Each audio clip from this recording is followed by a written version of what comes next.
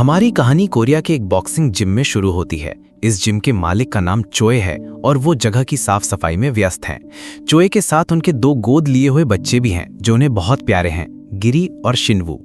गिरी बहुत मेहनती है जबकि शिनवू काम करने में आलसी है, मगर शिनवू मार्शल आर्ट्स में बहुत काबिल है।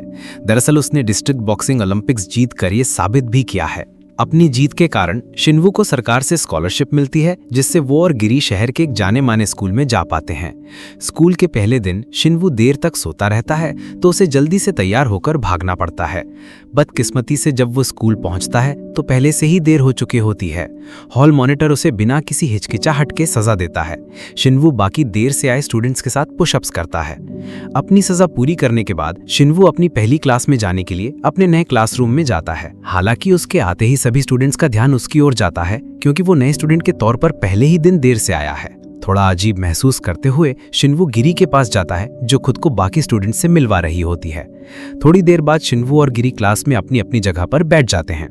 पूरी क्लास के दौरान शिनवू टीचर पर बिल्कुल भी ध्यान नहीं देता और सोता रहता है। खुशकिस्मती से वो क्लास के बिल्कुल पीछे बैठा होता है, इसलिए किसी को उसके सोने का पता नहीं चलता। दूसरी ओर शिनवू का ये आलसी व्यवहार उसके पास बैठे स्टूडेंट जिन हुआंग का ध्यान खींचता है, जो उससे दोस्ती करने को उत्सुक लगता है। जल्द ही शिनवू और जिन हुआंग अच्छे दोस्त बन जाते हैं। वे कैंटीन में एक जैसे स्नैक्स और ड्रिंक्स भी साथ खरीदते हैं। स्कूल के बाद शिनवू बॉक्सिंग की प्रैक्टिस करता है ताकि वो और मजबूत हो सके और अपनी रक्षा कर सके। जब वो ट्रेनिंग पर ध्यान दे रहा होता है तो उसके पिता चोए वहां आते हैं और उसे डांटते हैं। दरअसल उन्हें पता चल गया होता है कि शिनवू स्कूल के लिए देर से आया था। माफी मांगने के बजाय शिनवू उल्टा जवाब देता है, जिससे चोए और भी गुस्सा हो जाते हैं। इसी बीच गिरी एक ड्रामा देखते हुए तीखी नूडल्स खा रही होती है। तभी शिनवू किचन से चॉपस्टिक्स लेकर आता है और उसकी नूडल्स छीन लेता है। शिनवू के इस शरारती व्यवहार से गिरी परेशान हो जाती है और जिद करती है कि वो उसकी नूडल्स की जगह नई नूडल्स खरीदे और साथ में आइसक्रीम भी लाए। इसीलिए शिनवू कन्वीनियंस स्टोर की ओर जाता है और गिरी के लिए खाना खरीदने के लिए अपनी बचत के पैसों का भी इस्तेमाल करता है। जब वो स्टोर से बाहर निकलता है तो वो देखता है कि कुछ बदमाश स्टूडेंट्स एक सीधे लड़के को परेशान कर रहे हैं। वो सीधा लड़का उन बदमाशों के धक्के से शिनवू से टकराता है, जिससे शिनवू की नूडल्स और आइसक्रीम गिर जाती हैं। शिनवू को ये अच्छा नहीं लगता तो वो उन बदमाशों से पूछता है कि वो गिरे हुए खाने के पैसे वापस दें। माफी मांगने के बजाय वो बदमाश शिनवू पर हंसते हैं कि वो उनसे पैसे मांगने की हिम्मत कर रहा है। उनमें से एक बदमाश यूनजोंग शिनवू के बेढंगे दिखने का मजाक भी उड़ाता है। इस अपमान से गुस्सा होकर शिनवू एक जोरदार मुक्का मारता है, जिससे यूनजोंग एक ही बार में बेहोश हो जाता है। सबसे हैरान करने वाली बात यह है कि शिनवू की क्लास की कुछ लड़कियां इस पूरे झगड़े को रिकॉर्ड कर लेती हैं। वो सीधा लड़का शिनवू की बहादुरी से बहुत प्रभावित होता है, क्योंकि ये पहली बार था जब किसी ने यूनजोंग के सामने खड़े होने की हिम्मत की थी। यूनजोंग हमेशा कमजोर स्टूडेंट्स को धमकाता था। वो सीधा लड़का शिनवू को बचाने के लिए उसे पैसे देने की पेशकश करता है, मगर जैसे ही शिनवू पैसे लेने वाला होता है वो नोटिस करता है कि सभी लड़कियां उसे रिकॉर्ड कर रही हैं। वो नहीं चाहता कि ऐसा लगे कि वो ये सब पैसों के लिए कर रहा है, इसीलिए वो पैसे लेने से मना कर देता है, भले ही उसे पैसों की बहुत जरूरत थी। जब शिनवू घर पहुंचता है तो गिरी को उसकी नूडल्स और आइसक्रीम देता है, मगर वे सब खराब हो चुके होते हैं। अपना बर्बाद हुआ खाना देखकर गिरी फिर से गुस्सा हो जाती है और अपने कमरे में चली जाती है। अगली सुबह शिनवू एक बार फिर देर से सोकर उठता है और हॉल मॉनिटर की सजा के तौर पर पुशअप्स करता है। इसके बाद जब वो स्कूल के गलियारे में चल रहा होता है तो वो देखता है कि दूसरे स्टूडेंट्स उसे घूर रहे हैं, जिससे वो हैरान हो जाता है। शक महसूस करते हुए शिनवू अपने क्लासरूम में जाता है और देखता है कि उसके सहपाठी उसे बहुत सम्मान की नजर से देख रहे हैं। शिनवू हैरान होकर जिनहुआंग से पूछता है कि सब उसे क्यों घूर रहे हैं। जिनहुआंग उसे कल का एक वीडियो दिखाकर समझाता है, जिसमें शिनवू यूनजोंग को हराता है। इस वीडियो के कारण अब स्टूडेंट्स शिनवू की बहादुरी से प्रभावित हैं, क्योंकि उसने यूनजोंग और उसके गैंग के सामने खड़े होने की हिम्मत की थी। कुछ स्टूडेंट्स तो शिनवू को एक हीरो की तरह देखने लगे हैं। उसी समय यूनजोंग के गैंग का लीडर ली वीडियो देखकर बहुत गुस्सा होता है कि शिनवू ने उसके गैंग के मेंबर को मारा। ली और भी ज्यादा गुस्सा हो जाता है जब उसे पता चलता है कि वीडियो वायरल हो गया है और उसके गैंग की इज्जत खराब हो गई है। अब और भी स्टूडेंट्स ली के गैंग के खिलाफ खड़े होने लगे हैं, क्योंकि वो शिनवू को एक हीरो की तरह देखते हैं। अपने गुस्से के बावजूद ली शिनवू को अपने गैंग में भर्ती करने का फैसला करता है ताकि उसका ग्रुप और मजबूत हो सके। ली को लगता है कि शिनवू उसका इन्फोर्सर बन सकता है। दरअसल ली के माता पिता उस स्कूल के मालिक हैं जहां शिनवू पढ़ता है, इसीलिए ली को लगता है कि वो जो चाहे कर सकता है और कमजोर स्टूडेंट्स को बिना किसी अंजाम के तंग कर सकता है। स्कूल के बाद हमेशा की तरह शिनवू चोई के बॉक्सिंग जिम में ट्रेनिंग के लिए जाता है। अपनी ट्रेनिंग के बीच में जूनी नाम का एक आदमी अचानक आता है और अपना परिचय देता है। ये कहकर कि वो जिम में शामिल होना चाहता है। जूनी वादा करता है कि वो मार्शल आर्ट्स की ट्रेनिंग के लिए रोज आएगा। अगले दिन शिनवू फिर से देर से सोकर उठता है और स्कूल के लिए भागता है। क्लास में वो सोता रहता है और लेक्चर को नजरअंदाज करता है, जब तक कि ली के गैंग के सदस्य उससे बदला लेने के लिए उसे परेशान करने नहीं आते। गिरी ये नोटिस करती है और बीच में आकर ली के गैंग को शिनवू को अकेला छोड़ने के लिए कहती है। ली के गैंग का एक सदस्य गिरी के बीच में आने से परेशान होता है और उसे डराने की कोशिश करता है, मगर शिनवू जल्दी से उसे रोकता है और उस ग्रुप को स्कूल के गलियारे में लड़ने की चुनौती देता है। ये सुनकर स्टूडेंट्स उन्हें देखने के लिए इकट्ठा हो जाते हैं, क्योंकि उनका हीरो बदमाशों से लड़ने वाला था। जैसा कि उम्मीद थी, शिनवू आसानी से ली के गैंग के सदस्यों को हरा देता है। शिनवू को बिना जाने ये लड़ाई स्टूडेंट काउंसिल प्रेसिडेंट जियांग का ध्यान खींचती है, जो उससे बात करने में दिलचस्पी लेती है। लड़ाई के बाद जियांग शिनवू को स्टूडेंट काउंसिल रूम में मिलने के लिए बुलाती है। अपनी बातचीत के दौरान जियांग शिनवू की बहादुरी की तारीफ करती है कि उसने ली के गैंग के खिलाफ स्टैंड लिया। वो प्रभावित होकर कहती है कि किसी को स्कूल के बदमाशों को हराने की हिम्मत करते हुए देखना बहुत दुर्लभ है। वहां जियांग बताती है कि वो शिनवू जैसे एक हीरो का इंतजार कर रही थी, क्योंकि कोई भी टीचर स्कूल के मालिक के बेटे ली को चुनौती देने की हिम्मत नहीं करता। उसकी तारीफ सुनकर शिनवू शर्मिंदा महसूस करता है और तुरंत जियांग पर क्रश आ जाता है।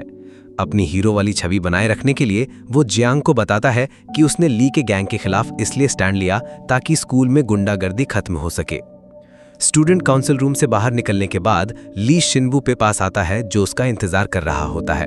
लेकिन ली बदला लेने के लिए नहीं आया होता, बल्कि वो शिनवू को अपने गैंग में शामिल होने के लिए बुलाता है।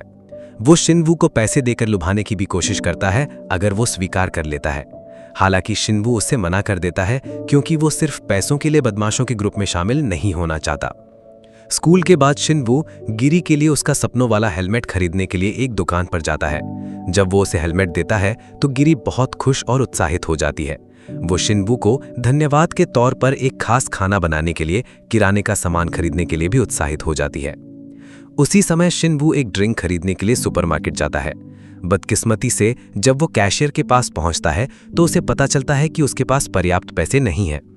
तभी जियांग वहां आती है और उसकी ड्रिंक के पैसे देती है। बदले में वो शिनवू से कहती है कि उसे उसके साथ डेट पर जाना होगा, ताकि वो एक दूसरे को और बेहतर तरीके से जान सकें। क्योंकि शिनवू को जियांग पर क्रश था, वो खुशी खुशी उसकी पेशकश मान लेता है। उस रात गिरी शिनवू के लिए एक स्वादिष्ट खाना बनाने में व्यस्त होती है, लेकिन वो कभी घर नहीं आता, जिससे गिरी बहुत निराश हो जाती है और उससे नाराज होने लगती है। अगले दिन स्कूल में ली को उसके गैंग के सदस्यों से पता चलता है कि जब से शिनवू आया है उनकी इज्जत खराब हो गई है। ली गुस्से में अपना फोन जोर से नीचे पटक देता है, जिससे वो टूट जाता है। इस बीच शिनवू जियांग को जूनी के साथ बात करते हुए देखकर जेलस फील करता है। उनकी नज़दीकी को लेकर उत्सुक होकर शिनवू हिम्मत जुटाकर जूनी से जियांग के साथ उसके रिश्ते के बारे में पूछता है, जब वो जिम में ट्रेनिंग कर रहे होते हैं। जूनी बताता है कि जियांग उसकी छोटी बहन है। ये सुनकर शिनवू को राहत मिलती है, क्योंकि अब उसे लगता है कि उसके पास जियांग का बॉयफ्रेंड बनने का मौका है। थोड़ी देर बाद चोई शिनवू और जूनी के पास आते हैं। चोई जूनी के मार्शल आर्ट्स की तारीफ करते हैं, कहते हैं कि वो शिनवू से भी बेहतर है। ये सुनकर शिनवू परेशान हो जाता है, क्योंकि उसके पिता किसी और की तारीफ कर रहे हैं। चोई की तारीफ पाने के लिए शिनवू और कड़ी ट्रेनिंग करने का फैसला करता है। अगले दिन स्कूल में ली का गैंग फिर से कमजोर स्टूडेंट्स को धमकाकर उनसे पैसे लेने की कोशिश कर रहा होता है। खुशकिस्मती से स्टूडेंट काउंसिल के सदस्य बीच में आते हैं और उन्हें रोकते हैं। जियांग उनके कामों से परेशान होकर ली को गुंडागर्दी बंद करने की चेतावनी देती है। वो उससे कहती है कि अगर उसने ऐसा नहीं किया तो वो उसे शिनवू को रिपोर्ट कर देगी। जियांग की धमकी सुनकर ली गुस्सा हो जाता है और उसके पीछे जाना चाहता है, लेकिन वो खुद को रोक लेता है। इसके बजाय वो कहता है कि जल्दी या देर से शिनवू उसके गैंग में शामिल हो जाएगा। इसी बीच शिनवू, जो क्लास में सो रहा होता है, उसके पास तीसरी क्लास का एक लंबा चौड़ा सीनियर स्टूडेंट आता है। ये स्टूडेंट शिनवू को लड़ने की चुनौती देता है, जिससे शिनवू इतना परेशान हो जाता है कि वो उसे बेहोश कर देता है। ये लड़ाई बाकी स्टूडेंट्स को एक बार फिर हैरान कर देती है, क्योंकि वो शिनवू की ताकत को एक सीनियर को हराते हुए देखते हैं। हालांकि टीचर्स शिनवू के कामों को मंजूरी नहीं देते। उसे एक टीचर से डांट पड़ती है, जो शिनवू के पिता चोई को भी स्कूल आने के लिए बुलाते हैं। चॉय के साथ मीटिंग में टीचर उनसे कहते हैं कि वो शिनवू के व्यवहार पर कड़ी नजर रखें, क्योंकि वो लगातार लड़ाइयों में पड़ रहा है। शर्मिंदा महसूस करते हुए चॉय माफी मांगते हैं और वादा करते हैं कि वो अपने बेटे को सुधारने के लिए उसके साथ और कड़ाई से पेश आएंगे। उस रात शिनवू जियांग से मिलता है और उसे बताता है कि वो अब ली के गुंडे गैंग से स्टूडेंट्स को नहीं बचा पाएगा। वो समझाता है कि वो हमेशा टीचर से डांट खाकर थक गया है, जो ली को सजा देने से बहुत डरते हैं। कुछ दिनों बाद एक अप्रत्याशित घटना होती है। शिनवू ली के पास जाता है और कहता है कि वो उसकी गैंग में शामिल होना चाहता है। ली बहुत खुश होता है कि जो स्टूडेंट हमेशा उसके रास्ते में आता था अब उसके ग्रुप का हिस्सा बनना चाहता है। गैंग के बाकी सदस्य भी शिनवू का स्वागत करके खुश होते हैं, सिवाय युनजोंग के, जैसे अभी भी शिनवू से ग्रज था। अपनी भावनाओं के बावजूद युनजोंग ली के फैसले का सम्मान करते हुए खुश होने का नाटक करता है। उस समय शिनवू का बदमाशों के गैंग में शामिल होने का फैसला सभी को चौंका देता है। दूसरे स्टूडेंट्स निराश महसूस करते हैं क्योंकि वे उसे एक हीरो मानते थे। अब वे उसे नापसंद करने लगते हैं और उससे दूर रहने की कोशिश करते हैं।